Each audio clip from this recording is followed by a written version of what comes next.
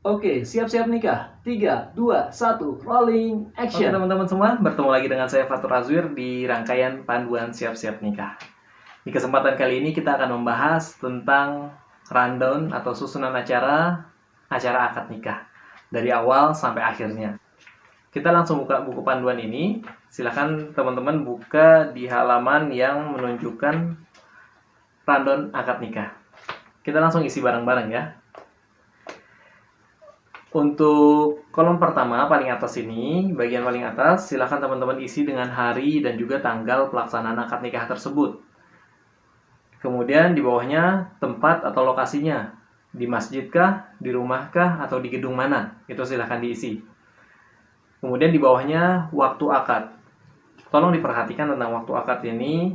Waktu akad adalah waktu yang teman-teman pilih untuk dilaksanakannya berlangsungnya prosesi akad nikah pas ijab kabulnya. Jadi begini, kalau misalkan teman-teman acara akad nikah pagi di gedung dan resepsinya siang di gedung. Jadi waktu akad nikah yang paling ideal adalah jam 8 pagi. Bilang sama penghulunya akad nikah jam 8 pagi dan kasih tahu sama MC-nya akad nikah jam 8 pagi. Kayak gitu.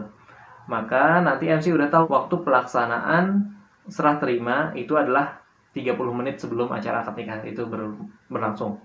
Dan penghulu juga tahu bahwasanya dia harus hadir kurang lebih 15-10 menit sebelum acara itu berlangsung. Kemudian kalau jam 8 penghulunya nggak bisa, itu kayak gimana?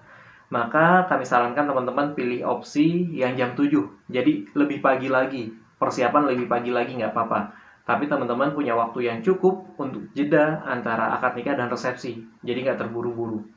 Kemudian kalau sore hari gimana? Kalau sore hari berarti kalau misalkan akad nikahnya di masjid, itu udah pasti waktu akad nikahnya menyesuaikan setelah sholat asar dilaksanakan. Silahkan teman-teman cek waktu asar jam berapa, kemudian baru bisa melaksanakan proses itu setelah asar.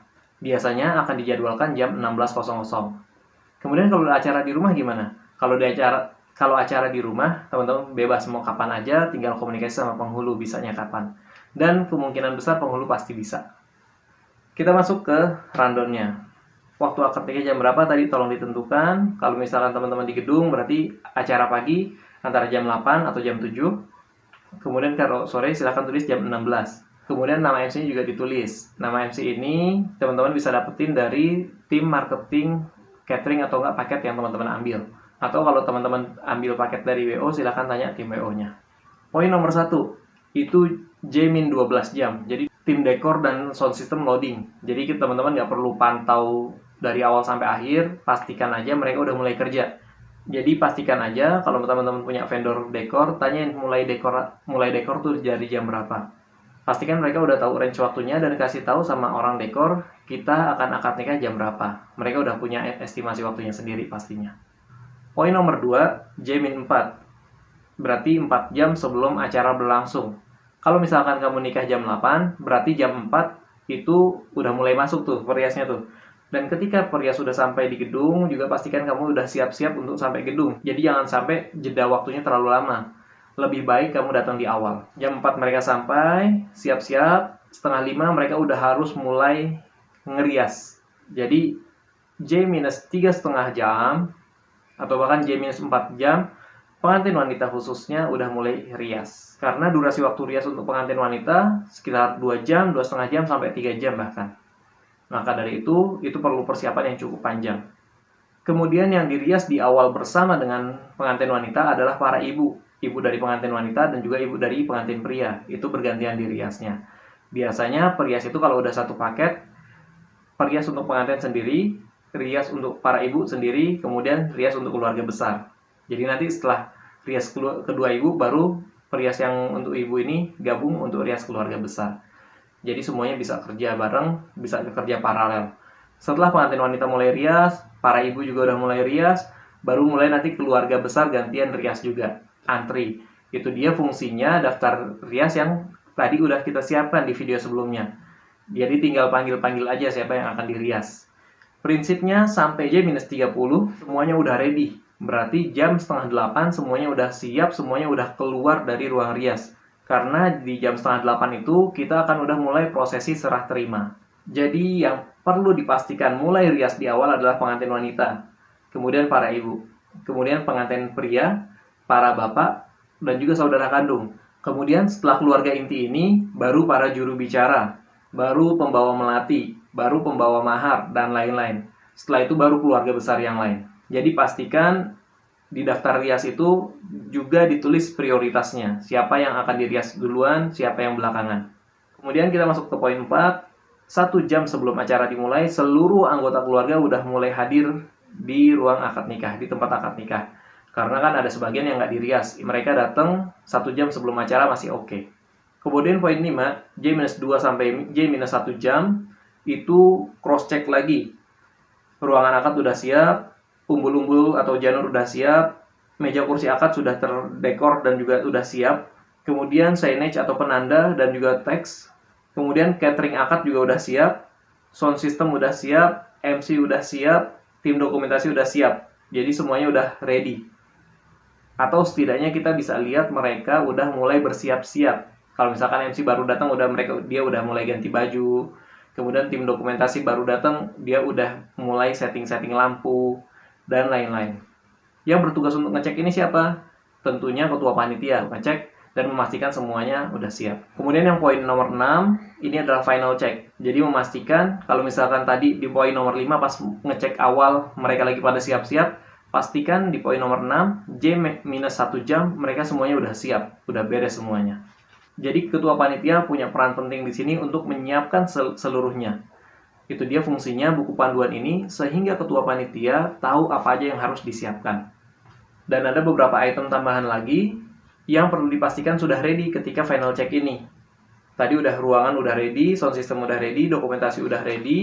Jadi yang tadi udah lagi siap-siap, semuanya udah berubah statusnya jadi siap, udah ready kerja. Seserahan udah diturunkan semua dari kendaraan. Mahar udah ready, jangan sampai mahar ketinggalan. Melati dan juga nampannya, melati tolong tanyakan itu biasa dari perias, dan juga nampan bisa jadi dari perias atau dari keluarga. Kemudian para jubir, ini mereka udah rapi. Tolong dipastikan mereka udah rapi. Kemudian para saksi juga tolong dipastikan udah rapi. Khoris-hari tilawah udah ready. Kemudian tamu juga udah mulai berdatangan. Kemudian CPP dan pengantar udah ready. CPW dan pengapit sudah ready. Ini semuanya tolong dipastikan udah ready. Kemudian poin nomor 7 juga berjalan secara paralel, yaitu penjemputan penghulu. Jadi tolong pastikan sebelum-sebelumnya udah tahu jemputnya di mana dan jam berapa, janjian. Atau penghulunya datang sendiri, dipastikan jam berapa dia akan hadir. Kemudian poin nomor 8, ini udah 40 menit sebelum acara berlangsung. Semua kondisi udah ready, mikrofon udah nyala, AC udah nyala, dan lain-lain. Kemudian baru keluarga wanita disiapkan dalam ruangan, berbaris membentuk formasi yang nanti kita akan bahas. Setelah keluarga wanita siap, juga bersiap-siap keluarga pria. Biasanya dari area depan, seolah-olah baru datang dari luar, seolah-olah baru datang di tempat itu. Barisannya seperti apa? Kita balik di halaman yang agak belakang. Gambarnya yang ini. Jadi ini adalah rombongan keluarga wanita. Paling depan ada bapak, di sampingnya ada ibu, di belakang bapak ada juru bicara, di belakang ibu ada pembawa bunga melati. Kemudian kalau misalkan ada angsul-angsul, berarti tolong ditaruh di belakang bunga melati ini. Satu orang yang membawa angsul-angsul simbolis. Kemudian di belakangnya baru keluarga besar, pria di sebelah kanan, wanita di sebelah kiri. Gitu ya. Kemudian untuk keluarga pengantin pria berada di paling depan, diapit oleh kedua orang tua. Bapak di sebelah kanan, ibu di sebelah kiri. Di belakang ayah dan ibu ada juru bicara dan juga pembawa seserahan secara simbolis. Jadi juru bicara juga sudah bersiap di sini, seserahan secara simbolis juga siap di sini. Di belakangnya baru pembawa mahar, di belakang mahar baru keluarga inti dan juga keluarga besar. Seperti itu barisannya ya. Kemudian kita ke nomor 10. Setelah kedua belah keluarga udah siap, ini keluarga pria yang tadi seolah-olah baru tiba akan dipersilahkan masuk sama MC. Tolong diperhatikan di nomor 10 ini ada keterangannya. Rombongan CPP berjalan memasuki ruangan diiringi dengan titik-titik. Silahkan diisi. Ini teman-teman ingin ketika keluarga pria masuk diiringi nuansa seperti apa. Apakah MC akan bersolawat langsung di vokalnya, di mikrofonnya, atau ada MP3 player, play solawat, atau kalau Jawa nanti ada gendingnya sendiri, atau kayak gimana. Ini nanti silahkan teman-teman tentukan, atau konsultasikan dengan MC-nya. Kemudian masuk ke nomor 11. Yang pertama adalah penyampaian maksud kehadiran keluarga CPP. Jadi juru bicara yang tadi ada di belakang, dia akan diminta untuk maju.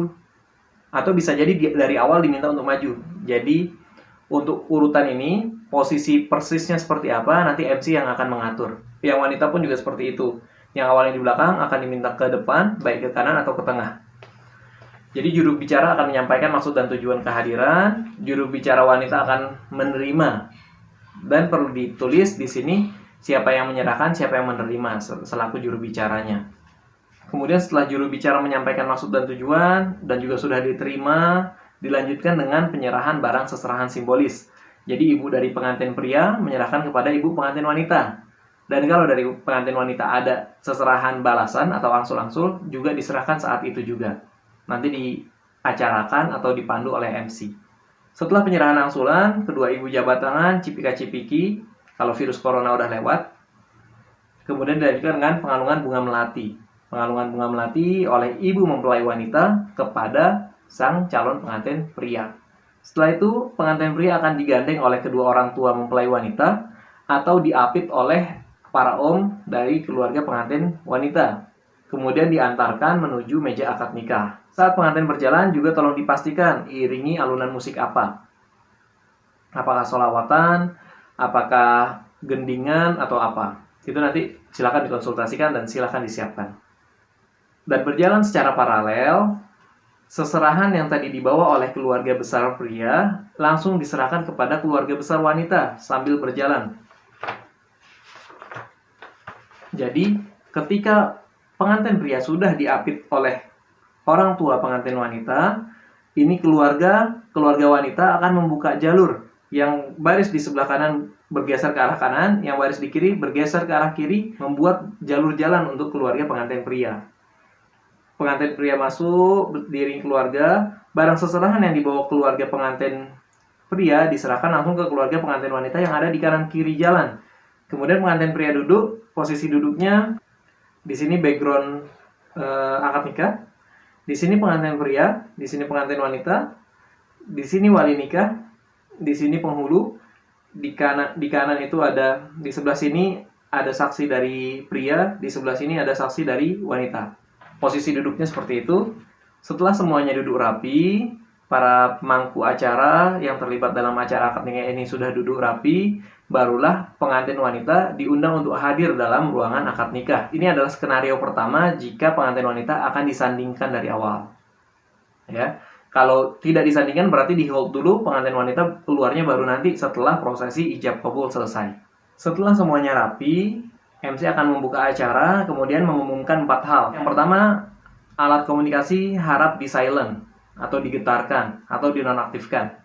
Yang kedua, apabila ada anak kecil, dimohon dengan hormat, kalau menangis dibawa keluar dari ruang akad nikah, menjaga khusyuknya prosesi acara akad nikah. Yang ketiga adalah, tanpa mengurangi rasa hormat, para tamu akan diperkenankan untuk mengambil dokumentasi dari tempat duduk masing-masing. Jadi tidak mendekat ke area meja akad nikah. Karena itu akan sangat mengganggu para tim dokumentasi yang sudah dipercaya. Yang keempat, ini juga hal yang sangat penting. Ketika prosesi ijab qabul dinyatakan sah, maka para tamu diharapkan untuk tidak bertepuk tangan, melainkan sama-sama mendoakan pengantin dengan kalimat Barakallahu laka wa baraka alaika wa jama'a bainakuma fil khair. Itu adalah 4 pengumuman yang perlu disampaikan oleh MC. Dilanjutkan dengan pembacaan ayat suci Al-Quran dan juga sari tilawah. Dilanjutkan MC akan menyerahkan mikrofon kepada penghulu. Berarti penghulu yang akan memimpin rangkaian prosesi acara ijab qabul. Prosesi ijab qabul isinya apa aja? Mulai dari pemeriksaan berkas, permohonan izin nikah, khutbah nikah, ijab qabul, doa. Setelah ijab qabul, setelah doa baru pengantin wanita dihadirkan jika ini tidak disanding. Ya, di poin F ini. Setelah itu penandatanganan berkas, pembacaan sigot taklik, nasihat pernikahan, penyerahan mahar, dan juga buku nikah. Setelah itu pemasangan cincin, kemudian penghulu akan pulang. Dengan catatan, itu akan dilaksanakan oleh penghulu jika dia masih punya waktu yang luang. Jika ternyata waktunya tidak luang, dia akan berhenti sampai di penandatanganan berkas, kemudian penyerahan mahar dan juga pemasangan cincin akan dilaksanakan oleh MC, akan dipandu oleh MC. Setelah semua selesai, udah sampai foto-foto pemasangan cincin, udah foto sama buku nikah, acara udah selesai, prosesi ijab kabul udah selesai, maka dilanjutkan dengan prosesi sungkeman. Prosesi sungkem ini bisa dilangsungkan di tempat akad nikah atau naik ke atas pelaminan. Kalau tetap di tempat akad nikah, maka minta tolong keluarga atau tim yang lain untuk membantu clear up area akad nikah. Meja-meja diangkat, kursi disusun. Penyusunannya adalah 4 kursi berbaris. Jadi, para bapak di masing-masing ujung, kemudian para ibu di dalam. Yang perlu diperhatikan saat sungkeman adalah apabila masih ada kakek nenek. Berarti kursi sungkeman juga perlu ditambahkan sesuai dengan jumlah orang tua atau sesepuh yang hadir, kakek nenek. Dan yang disungkemin hanya kakek nenek yang kandung, yaitu ayah atau ibu kandung dari orang tua kita. Karena kalau di luar itu akan panjang prosesnya nanti. Setelah prosesi sungkeman selesai, dilanjutkan dengan prosesi foto bersama. Setelah itu baru ramah tamah, makan-makan. Dan perlu diperhatikan kalau kamu melangsungkan akad nikah, kemudian dilanjutkan dengan resepsi, maka kamu nggak punya banyak waktu untuk foto-foto dan juga makan-makan sama keluarga yang lain. Kamu perlu balik masuk ke ruang rias, ganti busana, touch up, kemudian persiapan resepsi. Orang tua biarkan saja. Kalau orang tua perlu ganti baju, maka ganti baju. Kalau enggak, ya udah biarkan aja pakai baju yang sama sampai resepsi pernikahan. Oke teman-teman, kurang lebih itu untuk prosesi akad nikah. Kita bertemu lagi di video berikutnya.